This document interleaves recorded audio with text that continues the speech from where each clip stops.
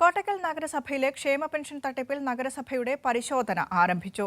അനർഹരെന്ന് 2021 ധനവകുപ്പ് കണ്ടെത്തിയ 63 പേരെ നേരിട്ട് കണ്ടു പരിശോധിക്കും. ധനവകുപ്പ് കടുത്ത നടപടികളിലേക്ക് കടന്നതോടെയാണ് നഗരസഭാ സെക്രട്ടറിക്ക് ഭരണസമിതി കത്ത് നൽകിയത്.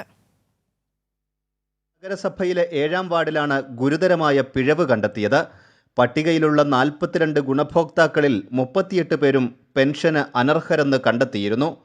സർവീസ് പെൻഷൻ കൈപ്പറ്റുന്നവരും ആഡംബര കാറുടമകളും വരെ സാമൂഹ്യക്ഷേമ പെൻഷൻ കൈപ്പറ്റിയെന്നാണ് സർക്കാരിൻ്റെ കണ്ടെത്തൽ.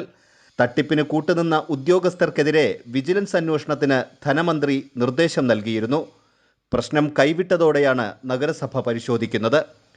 അനർഹരായവർക്കെതിരെ 2022 നഗരസഭ പ്രാഥമിക നടപടിയെടുത്തിരുന്നുവെന്നും 18 പേരെ പെൻഷൻ പട്ടികയിൽ നിന്ന് നീക്കിയിരുന്നുവെന്നും നഗരസഭാധ്യക്ഷ ഡോക്ടർ ഹനീഷ പറഞ്ഞു. ഏതെങ്കിലും രീതിയിൽ ക്രമക്കേട് കണ്ടെത്തുന്ന സ്ഥിതിക്ക് നമ്മൾ തുടർ നടപടി സ്വീകരിക്കും.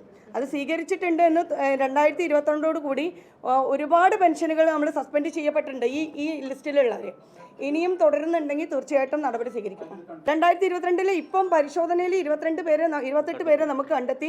ഇനിയും പരിശോധിച്ച് വരിക, പെൻഷൻ ID വെച്ച് പരിശോധിച്ച് വരികയാണ്. തട്ടിപ്പ് നടത്തിയ ഉദ്യോഗസ്ഥർക്കെതിരെയും വിജിലൻസ് അന്വേഷണത്തിന് ധനവകുപ്പ് നിർദ്ദേശം നൽകിയിട്ടുണ്ട്. വരുമാന സർട്ടിഫിക്കറ്റുകൾ അനുവദിച്ച റവന്യൂ ഉദ്യോഗസ്ഥർ, പെൻഷൻ അനുവദിച്ച ഉദ്യോഗസ്ഥർ എന്നിവർക്കെതിരെ നടപടി സ്വീകരിക്കാനാണ് നിർദ്ദേശം. കൈരളി ന്യൂസ്, മലപ്പുറം.